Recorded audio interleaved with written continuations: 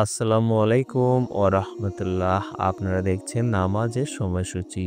ভিডিওটি ভালো লাগলে অবশ্যই লাইক দিয়ে চ্যানেলটি সাবস্ক্রাইব করবেন এবং কোন বিভাগ থেকে দেখছেন অবশ্যই কমেন্টে জানাবেন। চলুন ভিডিওটি শুরু করা যাক।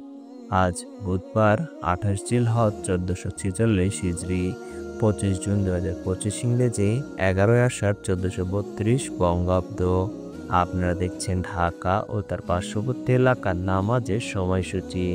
প্রিয় দর্শক, আজকে ঢাকায় ফজর শুরু হবে ৩টা ৪৫ এবং ফজর শেষ হবে ৫টা ১২ জোহর শুরু হবে ১২টা ২ এবং জোহর শেষ হবে ৪টা ৪০ আসর শুরু হবে ৪টা ৪১ এবং আসর শেষ হবে ৬টা ৪৮ মাগরিব শুরু হবে ৬টা ৫২ এবং মাগরিব শেষ হবে ৮টা ১৬ আজকে এশা শুরু হবে ৮টা ১৭ এবং এশা শেষ হবে ৩টা ৪০ প্রিয় দর্শক, আজকে তাহাজ্জুদের শেষ সময় ৩টা বেজে ৪০।